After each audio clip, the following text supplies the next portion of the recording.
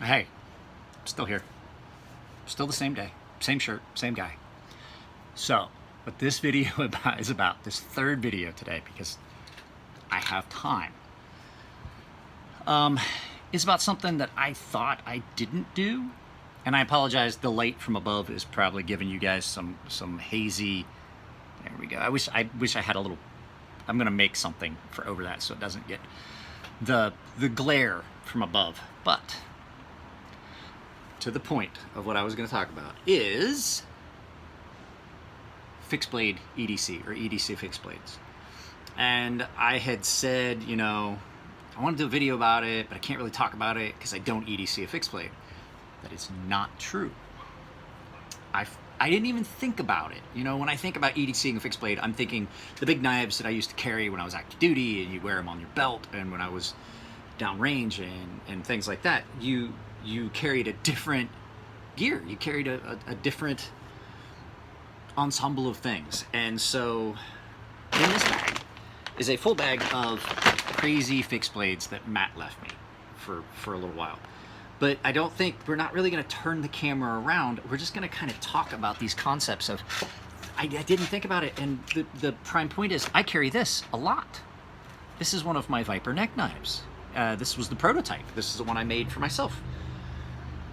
And the thing is, it's a fixed blade, and I EDC it a lot. It comes in really handy. It gets used a lot. You can see that there's a good bit of scratches and stuff and schmutz all over this. It gets used a lot.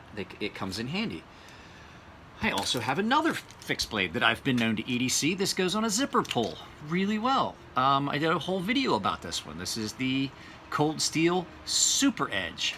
So to say that I don't carry, and well, another case in point, I've carried this a few times, my daughter's knife, just to see how it carries. Nice and light. Does it fit well? Does it sit where I want it? Is the sheath right for carrying on a belt? You know, just those little things that, like, if I was going to make some of these, which I'm in the process of making a couple, but is it going to work for the average person to carry it? And this is nice and small, and it will. It's everyday carryable. I, for a long time, carried this underneath my pants, on my boot, above my boot, just to have a little, you know. So I've had numerous carries. Oh, and there's another one. Freak. This is a Cold Steel Spike. Scottish Spike. I carried this as a neck knife for a long time, and then it lost retention, and I started to have problems where I'd be walking around and the knife would come out, and that's not something you want when you have knives as sharp as mine. So that to say that I don't EDC a fixed blade is not true. I just had kind of forgotten about it. So I'm going to dig into this box. We're going to look at some of the things that some people would carry EDC, and then I have one here. These are just, you know, these are things that different people would possibly EDC at different times. And so we're going to look at some fixed blades. And when I think of fixed blade EDC, I think of something small.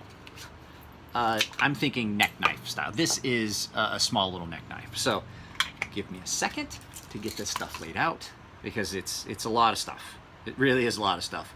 I want to get his stuff separated from mine, that way I don't get it all mixed up. So I have got a lot to look at. So we'll look at a bunch of stuff.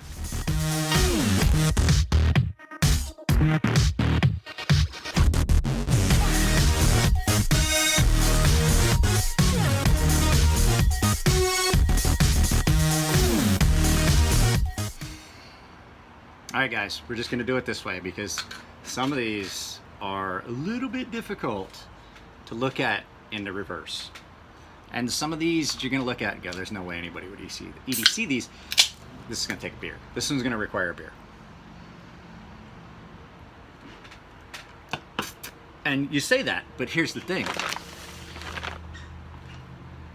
California, as a state, does not have a length requirement or a length cutoff for knife sizes. Now, there are municipalities, such as my buddy Luke lives in San Francisco. I think he said it's 3 inches or 4 inches. I don't remember which. I didn't go and look it up, but I do know that just like every other state, there are city ordinances. Like New York, the problems that people talk about being able to carry a knife in New York are not New York State, it's New York City in particular. And so they're just laws that were put in place that I honestly don't see the sense in. But you know, there's reasons behind everything, whether it be a good reason or a bad or not, is neither here nor there. But they are the law, and we have to abide by them. But there's a good chunk of California where a person can walk into a convenience store or a grocery store with this on their belt, as long as it's not concealed. That's a big honking knife. I always wanted one of these. I wanted one of these Desert Daggers so bad. This is not one of the originals. This is these were made after, but the original Gerber Desert Daggers were very, very interesting. And so I mean, just because I don't EDC a fixed blade knife does not mean that there aren't people that do. Big Kitty used to be CM FTW, continue mission, fuck the world. I talk to him on Instagram all the time. He always carries a big field-sized combat knife, like a Bowie or like the equivalent to a K-bar or something like this. He's always got one of those on him, and it's because he utilizes he likes to have his right to carry, and so he does. California actually has a pretty good, strong, what would you want to call it, open carry for firearms. People don't believe this.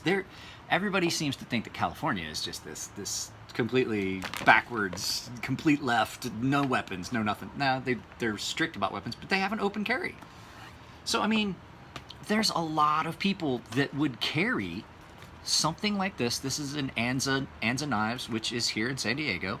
I've been trying to get a hold of them to do a video at their shop. I'm going to try again. That's just something I would love to be able to do for you guys. Some people would carry this. Drop down, hold the sheath down.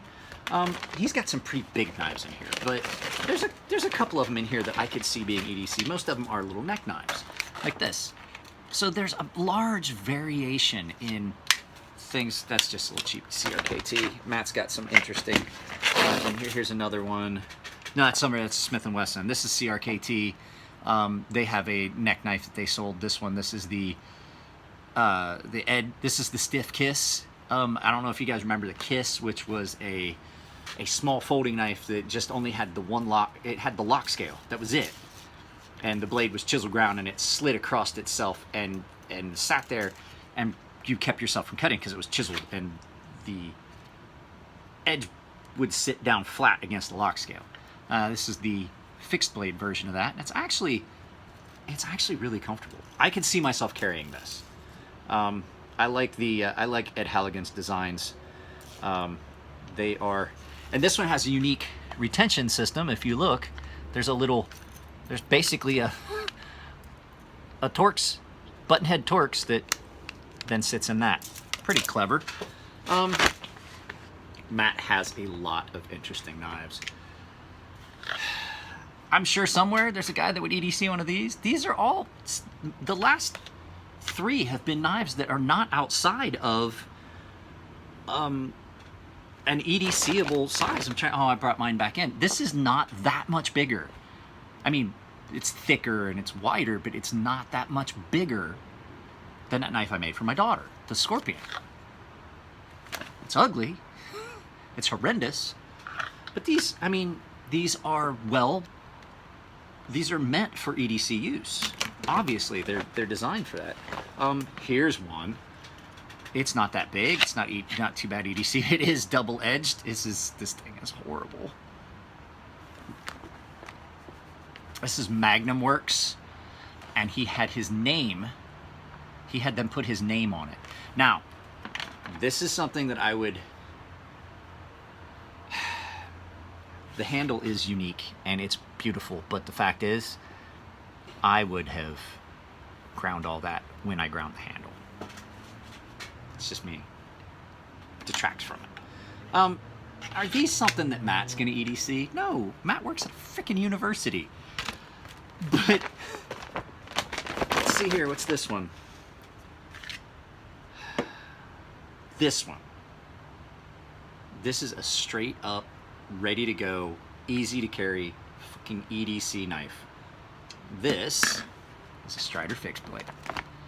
Now, I don't like Mick Strider.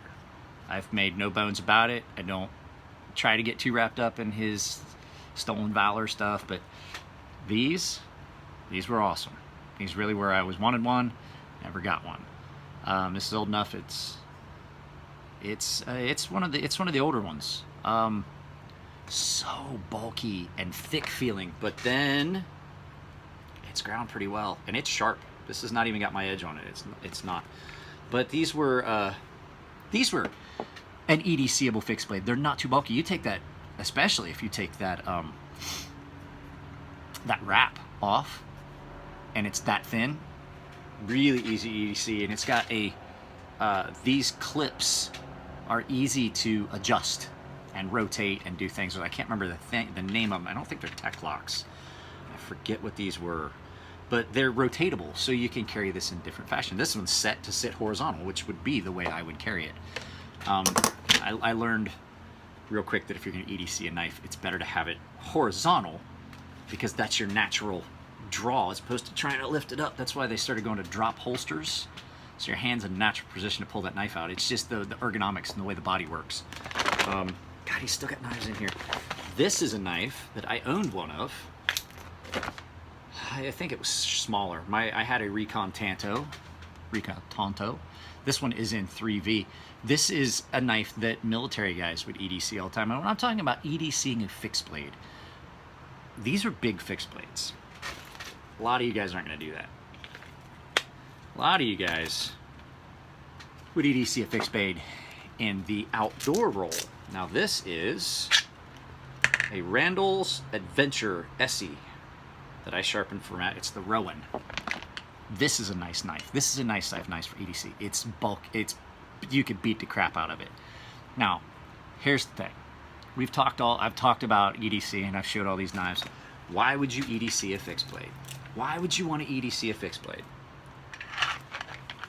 Well, there's one real good reason.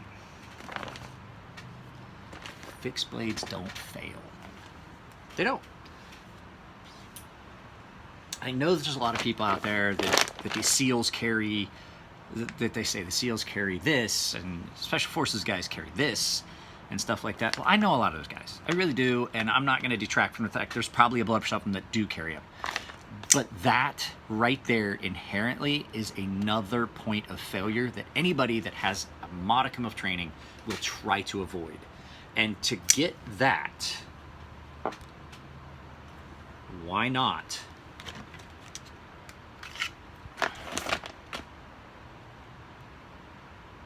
have something that's more robust, zero failure, zero chance of failure? Because with a fixed blade, it's like, oh, why would you carry a knife? Well, a knife doesn't go click, but a knife can fail. There's no way for this knife to fail short of breaking it. So the reason that people EDC fixed blades is because they are more reliable. They're not affected, they have no mechanism that's affected by dirt and grit and grime. There's no springs, there's no bearings, there's no washers, there's nothing in there that is a point of failure. I have broken a Ferrum Forge knife. I've broken almost every Ferrum Forge knife I own. I've gotten them fixed because I'm hard on equipment. Now, imagine someone that's as hard on equipment as I am in the field with a piece of equipment that has a known fail, a known ability to fail. I will find it and I will make it fail. That's just the person I am. I know that from experience. I can break stuff. I broke stuff in the Navy that we had to call support and ask them where the part number was, and they said no one's ever broke that we know of here in the 7th Fleet. We're going to have to get that part made because it's not something that is... We just got to get the specs on it and have them make it. they have to make a replacement for that because there's no on part spares. They're too expensive to just have spares of. So I break things. I stood up under a car door with my NTAC and got the door frame down inside the scales, and I popped the head off a screw. You can't do that with a fixed blade. I didn't mean to go on a tirade about 5-inch gun systems and things. Epitome of reliability and resilience. You're not going to make this fail. And so the point that I was getting around to of EDCing a fixed blade, and I do carry a fixed blade, and I just didn't think about it. Like this isn't going to fail. I always have this. And in a pinch, I can screw somebody up bad with this. You know, there is a place for that. Now, and there's people like me that will occasionally EDC a knife that basically is the size of a fixed blade just because I can. And actually this carries really well in a pocket. So it's just something to think about. It's something to think about when people talked about tactical carry and things like that. The point I was bringing this all around to is tactical folding knives, they don't exist. You don't carry a knife for tactical purposes. You carry a knife as a tool.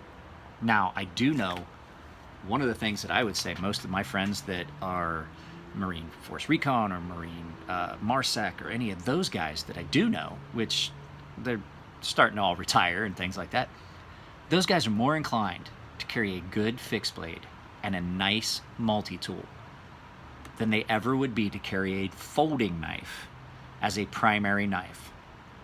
And I mean, really, does it make sense to carry this and this and add to the weight of all the gear you're carrying? It doesn't. And so there's a time and a place for it, and for anybody that really wants something that they're gonna carry that is for a self-defense purpose, if you've had any training. I don't recommend knives as a self-defense tool, but you know, something's better than nothing. You want something that's not gonna fail. That's why I don't like automatics. Too much chance of failure. You only get one shot with that. A fixed blade, it comes out, it's ready to go. So that's my take on EDCing a fixed blade. There's definite ones that are good for EDC carry. A smaller knife, a smaller fixed blade, something that's not as obtrusive. And the thing to keep in mind is if you decide you want to EDC a fixed blade, you need to check. You need to check laws. I know what it is here in California. I know what it is in Ohio, where I'm originally from. But do I know what it is in every city? Nope. So if you're going to think about carrying something that's a fixed blade, or if you're carrying a pocket knife, look into the legalities of what you're doing. That's all I gotta say. So I know that was a lot of stuff we looked at, and there's actually one more knife in here that I wanted to show you. I was saving it for last. This is gonna be the one we close with. This monster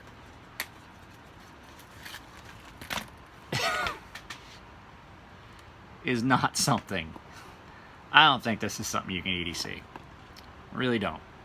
But on that note, ladies and gentlemen, this makes me want to fucking break something. On that note, ladies and gentlemen, it has been an interesting evening. You guys got 3 videos today. A lot of you guys aren't going to be able to see all of them until tomorrow because you're not Patreons, but it's just something I offer to those guys.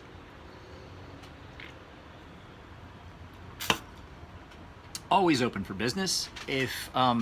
And so any of you guys that are interested in reaching out and getting a hold of me for sharpening service, the information's at the beginning of the video. I put it up, it's in the intro. There's a picture of my business card. So I get a lot of, you'd be guys surprised. It's in almost every video, and you guys would be surprised how many times I have to tell someone it's the beginning of the video. Just catch it at the beginning of the video, because I don't have time to respond to every comment. As a matter of fact, I have not been reading the comments lately on all the videos, so I'm behind on comments. So if you put up a comment and I have not answered, I apologize. On Instagram or on YouTube. So that's it, guys. Last video. I have one more video, but I'm not going to try and shoot it today. I have other things I have to finish. But there is one more video. It's going to be about the key bar flipper. I might shoot that tomorrow if I have time before I go pick my wife and kid up. So, ladies and gentlemen, you have a good evening. I love you guys all. I appreciate everything you said on the depression video. I really do. I cannot tell you how much it meant to me. The fact that you guys, I mean, not all 3,000 of my subscribers even come close to watching my videos, but the fact that the guys there that did comment and the actual honest caring, I did appreciate. And so you guys, give yourself a pat on the back. Give everybody, give yourself a hug. You guys take it easy. I am out of here, and I'll talk to you next time.